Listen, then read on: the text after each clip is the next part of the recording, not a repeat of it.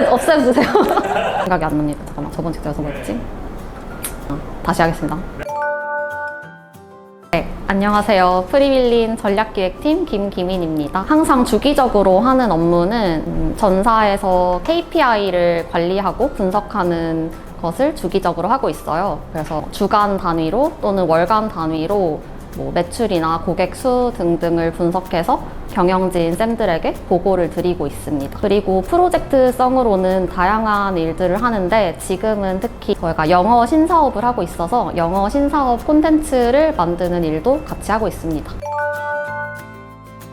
제가 저번 직장에서 스타트업을 다녔었어요. 저번 직장은 훨씬 더 작은 규모의 회사였어서 개발이 아닌 대부분의 모든 일을 이런 사업 전략팀에서 맡아서 했는데요. 그 중에서 전략기획적인 일도 좀 섞여 있었고, 그런 시장 조사를 한다거나 경쟁사를 조사하거나 그런 일들이 가장 그 중에 재미있어서 다음 회사를 옮길 때는 전략기획팀으로 가야겠다라고 생각하게 되었습니다.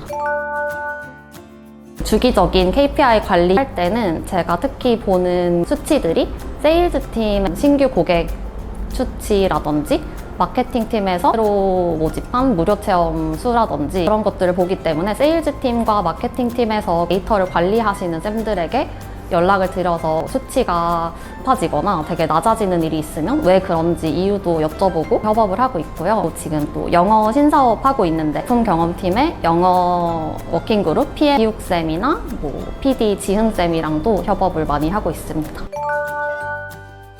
프리윌린에서만 경험할 수 있는 특이한 경험이라고 생각을 하는데요. 보통 전략기획팀이 신사업을 기획한다고 하면 시장 조사를 하고 경쟁사 조사를 해서 우리 회사도 이런 제품을 내야겠다 정도의 초기 기획까지만 하고 나머지는 실무팀에게 넘겨드리는 경우가 많다고 알고 있는데, 프리윌린에서는 제가 초기 기획도 했지만 그 콘텐츠 개발, 영어 문제은행을 만드는 건데 문제들을 엄청나게 많이 만들어내는 역할까지도 이어서 한 1년 정도 하고 있습니다.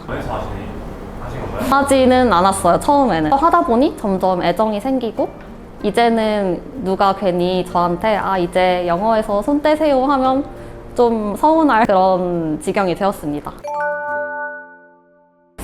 재미있는 업무는 CSO 분께서 주시는 프로젝트성 분석 업무가 가장 재미있습니다. 경영진 분들이 가끔씩 갑자기 꽂히시는 주제가 있어요. 예를 들어서 요금제를 한번 개편해 볼까? 라든지 그런 주제가 있을 때 한 달 정도 맡아서 타사의 요금제나 우리의 요금제를 분석하면서 경영진 분들께 방안을 제시해 드리고 의사결정에 사용할 수 있는 근거 자료를 만들어 드리는 일이 가장 재미있는 일이긴 합니다. 처음에 입사했을 때는 CSO와 함께 일한다는 게 조금은 무섭기도 하고, 또 저희 CSO 쌤이 되게 날카로운 질문을 정말 많이 하시는 편이세요. 제가 미처 살펴보지 못한 것도 이건 수치가 이상하다 이런 걸 많이 짚어내 주셔서 퇴근하면 녹초가 돼서 집에서 쓰러질 정도로 한두 달을 보냈던 것 같아요. 근데 일을 하다 보니 CSO 쌤이 어떤 걸 집중해서 보시는지, 어떤 자료와 근거를 필요로 하시는지를 좀 파악을 하게 돼서 원활하게 일을 하고 있는 것 같습니다. 저는 CSO 쌤이랑 주로 일을 하는데 지나가다가 툭 하고 어떤 아이디어를 던지고 이거를 발전시켜봐라 라고 하실 때가 있어요. 그러면은 제가 조사를 물론 하지만 중간중간 계속 찾아가서 툭 던지신 아이디어가 정말 구체적으로 어떤 걸 하고 싶으신 건지 좀 스무고개 하듯이 제가 더 질문을 많이 드리고 이걸 원하시는 게 맞냐, 이 방향을 원하시는 게 맞냐 여쭤보면서 만들어 나가고 있습니다. 편하게 할 수 있는 게 CSO쌤 방 바로 앞자리에 있는데 그냥 수시로 찾아가서 방문 두드리고 잠깐 시간 되세요? 하고 여쭤보고 그렇게 하고 있습니다. 영어 콘텐츠를 만드는 정규직 인력이 한 명도 없었어요. 신사업이다 보니까 유연성이 있어야 해서 그렇게 아르바이트생으로 운영을 했는데요. 한 6개월 정도가 지나면서 보니까 이거는 영어 교육업계에 있었던 경험이 있는 사람이 좀 필요하겠다. 한 단계 더 발전시켜주면 좋겠다는 생각이 들어서 영어 경력직 채용을 제안을 드렸고 경영진 쌤들이 공감을 해주셔서 영어 경력직도 이제 채용을 하게 되었습니다.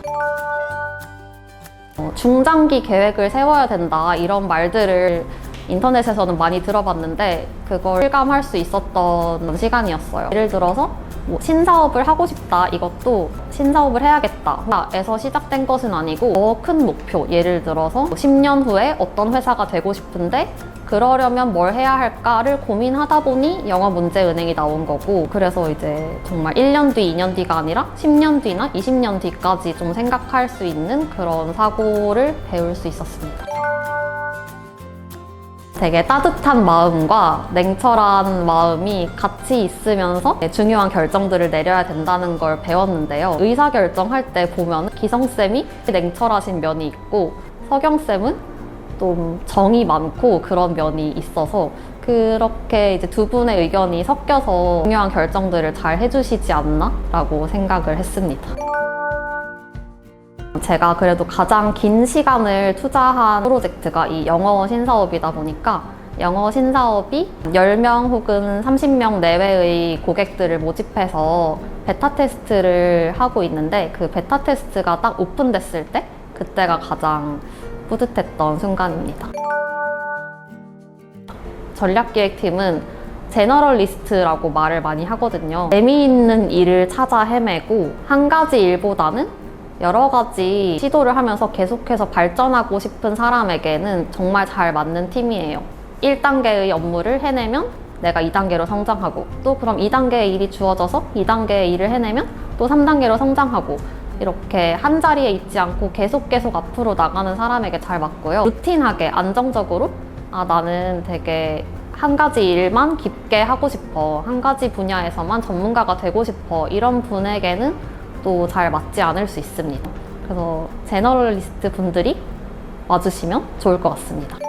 이 유형 근무제와 연차 24개를 뽑고 싶은데요. 제가 유형 근무제를 굉장히 극한으로 쓰는 사람이에요. 일이 잘 될 때는 너무 잘 돼서 막 하루에 12시간을 일할 때도 있고, 또 일이 잘 안 되고 컨디션이 안 좋은 날에는 그냥 일찍 퇴근할 때도 있고 해서 이제 유형 근무제를 쓰면서 최고의 아웃풋을 뽑아낼 수 있지 않나 싶고요. 여행을 가기도 하면서 리프레시를 종종 해줘야 신나게 일할 수 있기 때문에 연차가 많은 것도 큰 장점입니다. 전략기획 직무는 문제를 해결하는 직무라고 할 수 있겠습니다. 전략기획은 항상 경영진이 고민하는 것 혹은 뭐 신사업 이런 것들을 어떻게든 방향을 찾아내서 해결을 해야 되는 직무인데요. 그래서 이미 했던 일을 또 하는 게 아니라 항상 새로운 문제를 찾아서 해결하는 그런 일이라고 생각합니다.